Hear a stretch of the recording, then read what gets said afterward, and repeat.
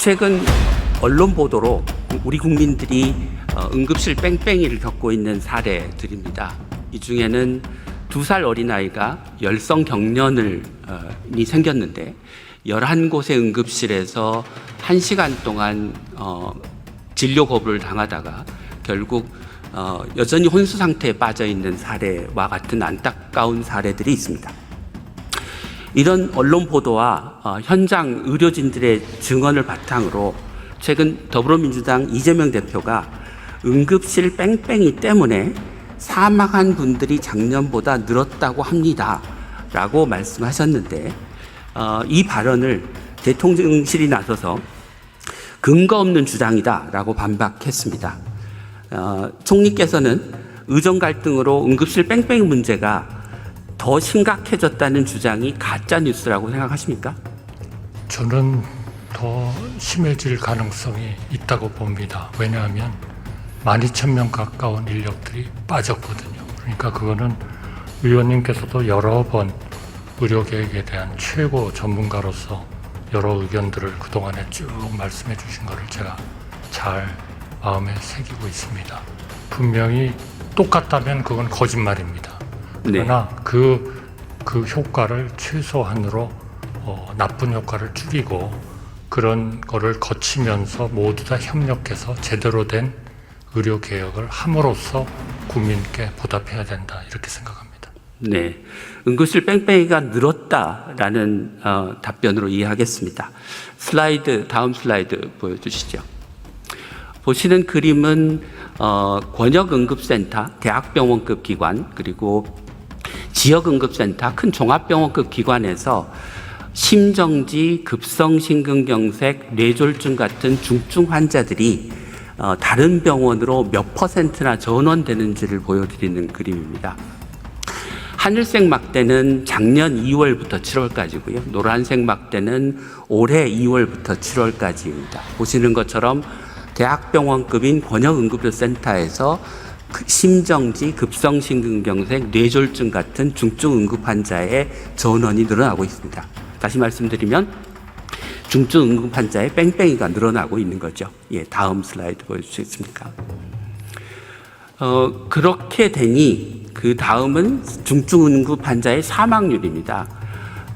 권역센터에서는 사망률이 줄었지만 지역센터에서는 오히려 사망률이 늘었습니다. 이거는 권역센터가 의사가 부족해서 중증 응급 환자를 받지 못하고 다른 병원으로 보내니까 골든타임을 놓치는 환자들이 늘어나고 그 환자들이 지역센터에서 더 많이 사망하는 것으로 추정됩니다. 결국 응급실 뺑뺑이만 늘어난 게 아니고 응급실 뺑뺑이로 인한 중증 응급 환자의 사망도 늘었습니다. 그러면 앞서 이재명 대표가 말씀하신 응급실 뺑뺑이로 응급 환자의 사망이 더 늘었다고 한다라고 하는 말이 여전히 가짜 뉴스라고 생각하십니까?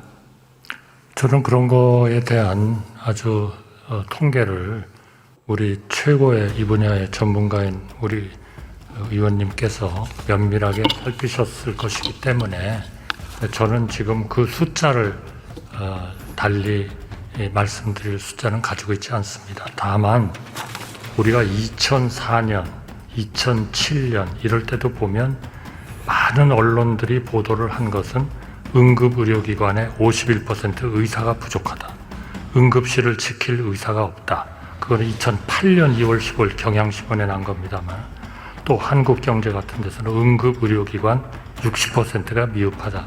네. 끊임없이 이 미흡하다는 문제가 제기가 돼 있었기 때문에 이 문제가 더 이상 우리나라에 지속 가능한 최고 수준의 의료를 유지할 수 없다. 이렇게 우리 의원님께서도 여러 번 지적을 해주셨고 해서 이 개혁의 안을 고통스럽지만 해야 된다라는 그런 안을 만들었고, 또 상당 부분이 우리 의원님께서 지적하신 사항들을 저희가 많이 수용을 했다. 저희는 그렇게 생각하고 믿고 있습니다. 제가 검토를 해본 바에 의하면요. 그러나 물론 그런 과정에 전공이 거의 12,000명 거의 다가 나가버리신 상황이어서 결국 전문의와 PA 간호사들 돌아오신 전공의들 이분들이 정말 정말 헌신적으로 해주시고 계시다고 생각합니다.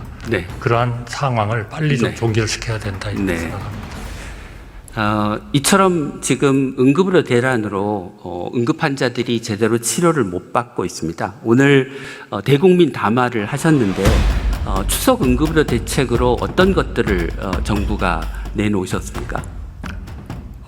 의원님 보시기에는 약간은 좀 그 표준적인 정책이라고 생각합니다. 우선 수요 쪽을 조금 줄여줘야 되겠다. 아무래도 응급실은 특히 상급 종합병원의 응급실은 중증, 이런 희귀, 이런 연속적으로 치료받는 분들이 가야 되기 때문에 좀 중증과 중증이라기보다는 중간층과 경증은 좀 우리 종합병원이나 이런 쪽으로 좀 가시도록 하기 위해서 이런 수가 같은 것도 좀 조정을 했고요. 뭐 제가 구체적으로 말씀드리진 않겠습니다. 이거는 어떻게 보면 좀 스탠다드한 정책들이기 때문에요. 그 다음에는 이제 공급 능력이, 의료 서비스에 대한 공급 능력이 늘어야 되지 않겠습니까? 그래서 그분들에 대해서 실제로 일하시는 분들, 또 헌신하고 계시는 전문의님들, 간호사님들, 이런 분들을 정말 최대한 좀 저희로서는 따뜻하게 좀 대우해 드릴 수 있는 그런 일들을 하고요. 이제 마지막으로는 역시 그 방금 말씀하신 이 이송, 전원, 이런 것들이 원활하게 이루어지는 것들이 굉장히 중요합니다. 그런 게 비하면 우리의 지금까지의 그런 이송의 원칙, 규칙 이런 것들이 너무 좀 이 경직적으로 이렇게 짜여져 있는 분도 많아서 이번 그 위기 기간 중에는 조금은 좀 유연성을 발휘하면서 네. 우리 환자의 생명에 지장이 없도록 하는 그런 정책들을 네. 준비했습니다. 저는 정부가 내놓은 대책이 지금의 급박한 응급의료의 상황을 해결하는데 도움이 되는 정책이라고 생각합니다. 그런데 다른 한편으로는 땜질식 정책이라는 인상을 지울 수가 없습니다. 예를 들면 추석 기간에만 응급실 전문의의 진찰료를 3.5배 인상한달지, 그러면 추석 이후에는 어떻게 하겠습니까? 그다음에 경증 환자가 그 큰 응급센터를, 대학병원 응급센터 이용을 자제해달라라고 이야기를 하지만 그 경증 환자 중에 상당수는 실제로 중증 응급 환자일 수 있습니다.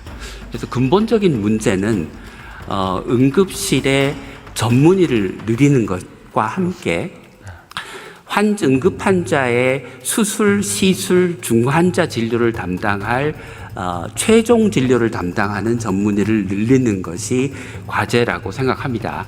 그렇게 하면 이렇게 임시적으로 수가 올려준다, 인건비 지원해준다가 아니고 응급의료에 관한 법률을 개정해서 권역응급센터, 지역응급센터의 전문의의 인력 기준을 높이고 그에 상응하는 보상을 하고, 이제까지 병원들이 응급환자 진료에 대해서 소극적이었기 때문에 상급 종합병원 지정과 같은 병원이 큰 관심을 갖는 정책과 연계해서 근본적으로 응급실에서의 뺑뺑이를 대한민국에서 없애는 그런 방향의 대책을 내놓아야 된다고 생각합니다.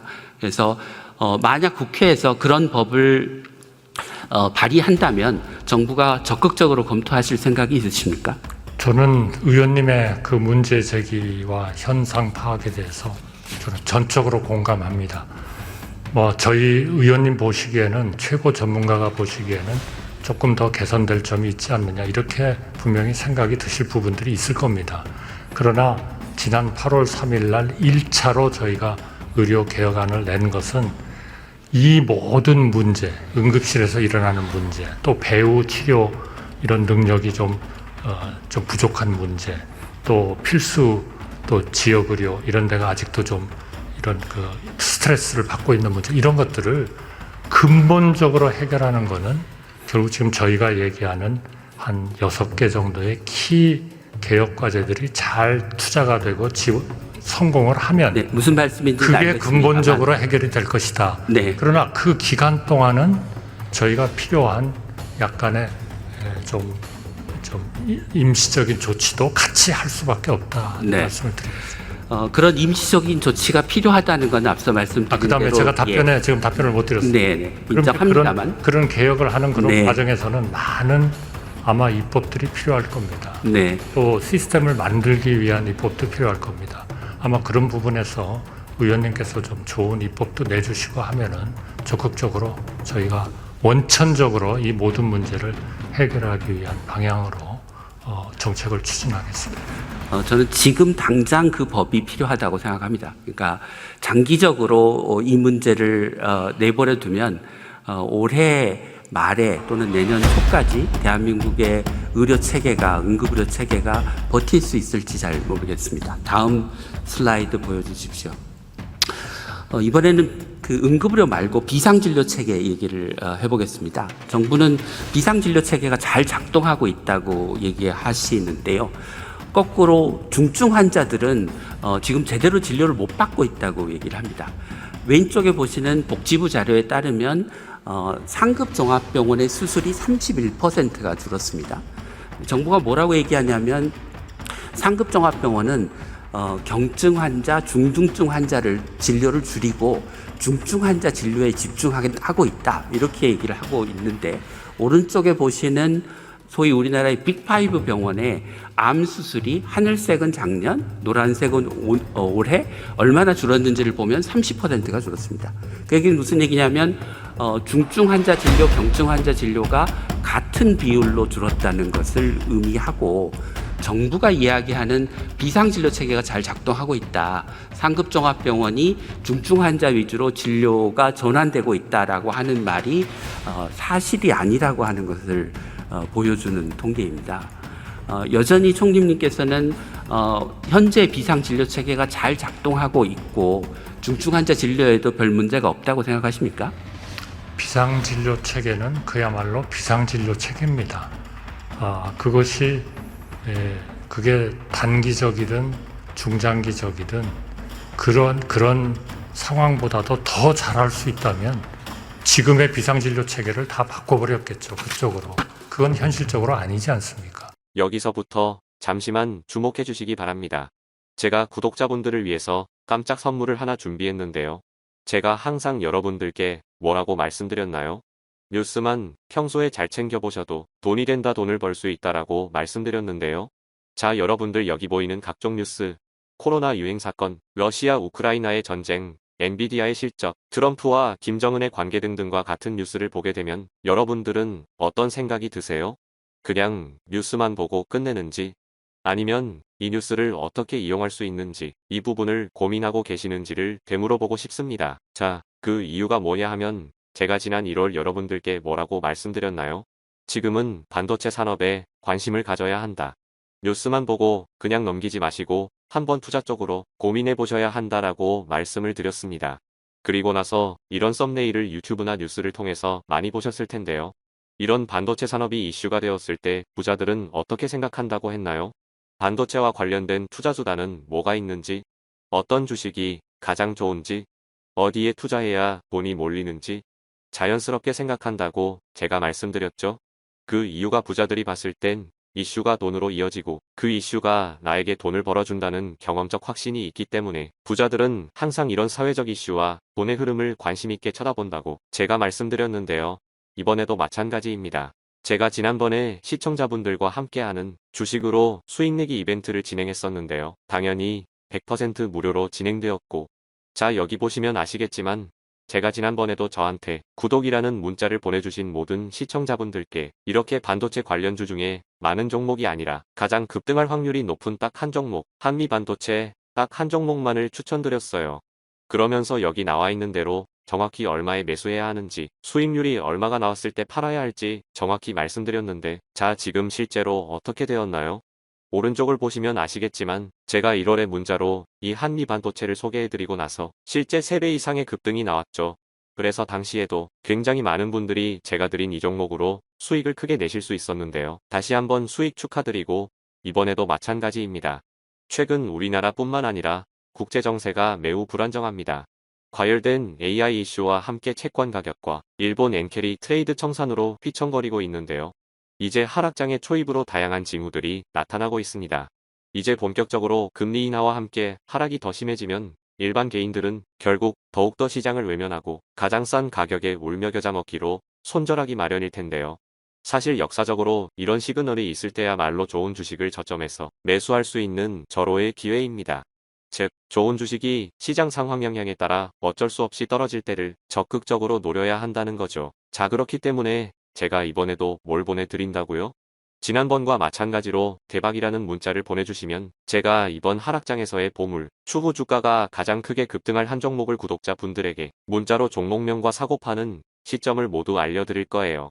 그래서 여러분들이 주식으로 돈 버는 연습을 한번 해보시라 이렇게 말씀을 드리고, 혹시라도 나는 주식을 하지 않는다 라고 하시는 분들은 주변에 주식하시는 분들께 추천해 주셔도 되고, 연세가 있으신 분들은 자녀분들에게 한번 이걸로 수익을 내보라고 이렇게 조언해 줄 수도 있으시겠지요. 그래서 지금 이 영상을 보시는 시청자분들 중에 나도 이번 종목이 궁금하다 하시는 분들은 누구나 상관없이 어느 시간대나 상관없이 부담 없이 이렇게 위쪽 상단에 제 번호 남겨두고 있습니다. 제 개인 번호 010-2803-3347인데요. 지난번처럼 대박 이라고 보내주시면 제가 이번에도 똑같이 무료 추천 급등주 문자를 보내드리겠습니다. 그래서 제 번호 010-2803-3347로 문자 보내주시면 여러분들이 직접 이슈를 통해서 돈 버는 연습을 해보실 수 있는 것이고, 제가 돈을 받는 것도 투자를 대신해드리는 것도 아니니까 부담 없이 신청해주시면 되는 겁니다. 그리고 수익이 나면 저는 다른 것은 바라지 않습니다. 제 채널에 구독, 좋아요 한 번씩만 눌러주시라 이렇게 다시 한번 말씀드리겠습니다.